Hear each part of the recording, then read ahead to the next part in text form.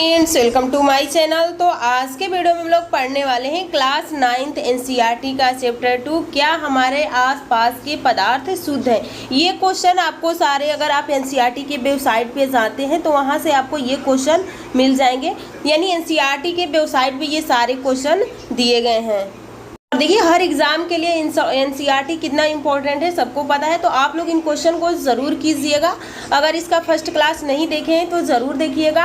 आज हम लोग सेकेंड में देखेंगे, इसमें क्वेश्चन को देखेंगे, उसके बाद उसका डिस्कशन बहुत अच्छे से आप लोग को सुनना है। और उसमें पॉइंट जो आपको नहीं समझ में आए तो कमेंट ज़रूर कर दीजिएगा, जिससे कि मैं दोबारा फिर आपको उसको समझा सकूँ। और उम्मीद तो करती हूँ कि एक बार समझाने के बाद आपको समझ में आ जाएगा।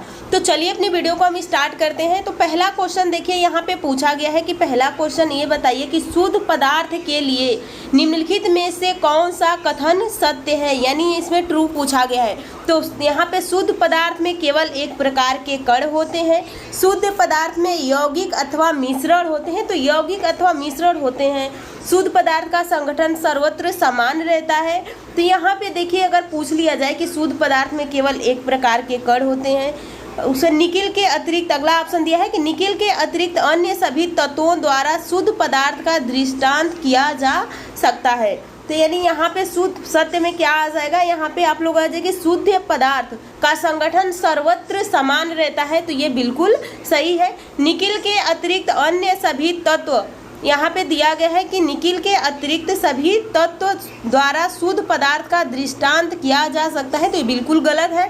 शुद्ध पदार्थ में केवल एक प्रकार के कण होते हैं। तो शुद्ध पदार्थ में एक ही प्रकार के कण होते हैं। और यहाँ पे यौगिक और मिश्रण है। तो यौगिक तो शुद्ध है पर मिश्रण शुद्ध नहीं होगा, तो ये नहीं होगा। अब देखिए ऑप्शन 1 और 3 किस में है, तो वही आपका सही हो जाएगा। अगला क्वेश्चन देखिए, लोहों से बनी वस्तु में जंग लगने को क्या कहते हैं। यानी जंग का मतलब होता है कि जैसे कि आपने लोहा का छड़ रख दिया, कुछ टाइम के बाद देखेंगे तो वो पीला हो जाएगा और फिर झड़ना स्टार्ट कर देता है, उसे ही हम जंग कहते हैं। तो संक्षारण तथा यह एक भौतिक एवं रासायनिक परिवर्तन। तो संक्षारण भौतिक परिवर्तन नहीं है, वो रासायनिक परिवर्तन है।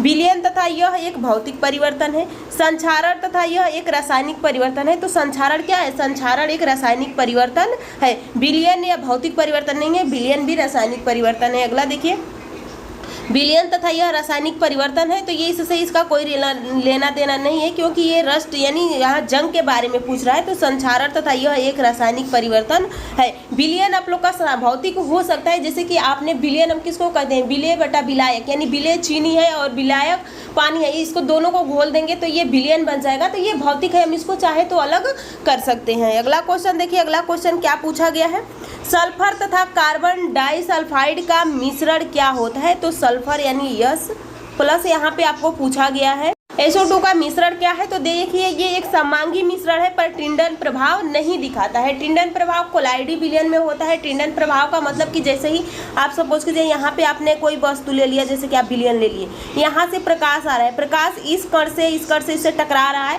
और वो परावर्तन हो जा रहा है, उसको हम कहते हैं टिंडन प्रभाव। लेकिन अगर यहीं पे ये ऐसे आ रहा है और इससे टकराया, इस पे आया, इससे टकराया, जिंक जंक की संरचना बनी, तो उसको हम कहते हैं ब्राउनी गति। तो यहाँ पे समांगी तथा टिंडन प्रभाव नहीं दिखाता है। अगला क्वेश्चन है, आयोडीन का टिक्चर प्रतिरोधी गुण रखता है। यहाँ पे पूछा गया है कि जो आयोडीन होता है उसका टिक्चर प्रतिरोध गुण रखता है। यह विलयन निम्नलिखित में से किसको घोलने पर बनता है। तो ये आप लोग का पोटेशियम आयोडाइड में आयोडीन, बेसलीन में आयोडीन, जल में आयोडीन, यहाँ पे एल्कोहल में आयोडीन को जब मिलाते हैं तो उसको हम बोलते हैं टिंचर प्रतिरोधी। अगला क्वेश्चन देखिए, अगला क्वेश्चन क्या पूछा गया है, निम्नलिखित में से कौन समांगी प्रकृति का है। इसमें पूछा है, ये बताइए कौन सा समांग है। तो यहाँ पे समांग आप लोग का वर्ग क्या है, समांगी है। लकड़ी समांगी नहीं होता है, मिट्टी भी समांगी नहीं होता है, हवा समांगी है। विभिन्न प्रकार की गैस तो है पर वो देखने में समांगी ही लगे तो उसको हम समांगी ही लेते हैं। तो यहाँ पे देखिए ऑप्शन ए और फर्स्ट और फोर्थ किस में सही है, तो आप लोग का सही हो जाएगा ऑप्शन सी। अगला क्वेश्चन देखिए, अगला क्वेश्चन क्या पूछा गया है, निम्नलिखित में से भौतिक परिवर्तन कौन सा है। तो देखिए, एक होता है आप लोग का फिजिकल होता है और एक होता है केमिकल। फिजिकल में हम बार बार उसको परिवर्तन करके बना सकते हैं, यानी परिवर्तन करके हम उसको बना सकते हैं, लेकिन इसको एक बार परिवर्तन हो गया फिर हम दोबारा उसको बना नहीं सकते। जैसे कि यहाँ पे शरबत हो गया, शरबत आप लोग का हो सकता है फिजिकल यानी भौतिक परिवर्तन। लेकिन केमिकल परिवर्तन में जैसे आप कागज़ को क्या करें, जला दिए, अगर यहीं पे पूछा कि कागज को फाड़ दिए तो कागज को फाड़ेंगे तो भौतिक परिवर्तन हो, क्योंकि वो तीसरा कोई पदार्थ नहीं बना है।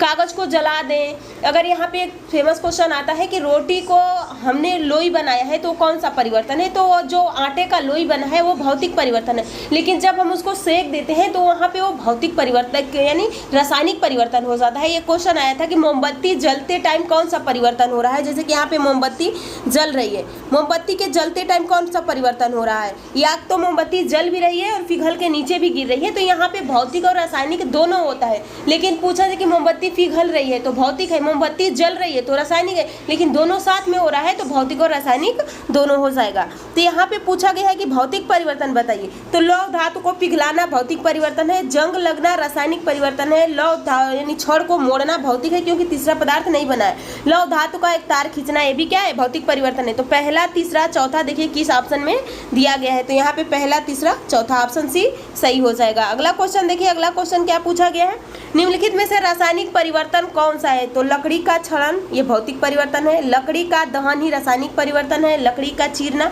लकड़ी के एक टुकड़े में कील को ठोकना। तो यहाँ पे पूछा है कि इसमें पूछा है रासायनिक परिवर्तन कौन सा है, तो यहाँ पे देखिए लकड़ी का क्षरण यानी लकड़ी धीरे धीरे एकदम खराब होकर समाप्त हो गई तो उसको हम क्षरण बोलते हैं, तो ये रासायनिक परिवर्तन है। लकड़ी का दहन भी रासायनिक परिवर्तन, लेकिन लकड़ी का चीरना और लकड़ी में कील ठोकना ये क्या है, भौतिक परिवर्तन है। तो आपका दूसरा और तीसरा, पहला और दूसरा ऑप्शन ए में दिया है तो ये सही हो जाएगा। अगला क्वेश्चन देखिए, अगला क्वेश्चन क्या पूछा गया है, यहाँ पे देख सकते हैं, यहाँ पे पूछा गया है कि निम्नलिखित अभिक्रिया के अनुसार दो पदार्थ ए और बी अभिक्रिया पर तृतीय पदार्थ यानी A2B बनाते हैं। यहाँ पे ये अभिक्रिया होके बना हुआ है, तो इसमें से क्वेश्चन पूछा गया है कि उत्पाद A2B पदार्थ है ए तथा बी के गुण को प्रदर्शित करता है, तो बिल्कुल करता है। जैसे कि आपने शरबत बनाए तो जब आप पानी को आप यहाँ पे वाटर लिए, जैसे H2 ले लिए, उसके बाद यहाँ पे शुगर ले लिए, दोनों को मिलाएंगे तो दोनों का स्वाद आपको थोड़ा तो आएगा ही एक जैसा। तो ये कौन सा है, यानी उत्पाद ए जो शरबत बना ये दोनों के गुण को प्रदर्शित कर रहा है। उसी प्रकार ए और बी पदार्थ ए और बी के गुण को प्रदर्शित करता है। अगला है उत्पाद का सदैव एक निश्चित संगठक होता है, इस प्रकार का बना उत्पाद यौगिक के रूप में वर्गीकृत नहीं किया जा सकता है, और इस प्रकार का बना उत्पाद एक तत्व है। तो यहाँ पे आपका सही ऑप्शन हो जाता है ऑप्शन सी, यानी पहला तीसरा और चौथा सही है। यानी इस प्रकार का बना उत्पाद यौगिक के रूप में वर्गीकृत नहीं किया जा सकता है, इस प्रकार का बना उत्पाद एक तत्व है, यानी इस उत्पाद को सदैव एक निश्चित संगठन होगा, तो ये बिल्कुल गलत है, ऑप्शन सी सही हो जाएगा। अगला क्वेश्चन देखिए, अगला क्वेश्चन क्या पूछा गया है, दो रासायनिक स्पेसीज X और Y, यहाँ पे दिया है X और Y आपस में संयुक्त होकर उत्पाद P बनाते हैं, जिसमें दो X और Y दोनों उपस्थित होते हैं। जैसे X और प्लस Y मिलके क्या बना दिया है, P बना दिया। तो ये भी एक एलिमेंट है, ये भी एलिमेंट है, लेकिन ये बन गया है तो ये यौगिक यानी कंपाउंड बन गया है। तो अब यहाँ पे पूछा गया है कि P क्या एक यौगिक है, हाँ बिल्कुल यौगिक है, क्योंकि एक कंपाउंड बन चुका है। A और Y यौगिक है, नहीं ये तत्व है। तो X और Y क्या है, तत्व है। P एक निश्चित संगठन है, तो यहाँ पे देख सकते हैं हाँ P जब यौगिक बना है तो निश्चित संगठन है, तो आपका सही आंसर हो जाएगा यहाँ पे आप देख सकते हैं ऑप्शन डी, पहला तीसरा और चौथा। अगला क्वेश्चन देखिए, तो इस चैप्टर में आप लोग के इतने ही क्वेश्चन दिए गए हैं, तो उम्मीद करती हूँ कि सारे क्वेश्चन आपको समझ में आ गए होंगे। नेक्स्ट वीडियो में अगले चैप्टर में बहुत जल्द मिलेंगे। आप लोग चैनल को सब्सक्राइब और वीडियो को लाइक कीजिएगा, कमेंट करके ज़रूर बताइएगा कि इसमें से आपके कितने क्वेश्चन सही हुए हैं।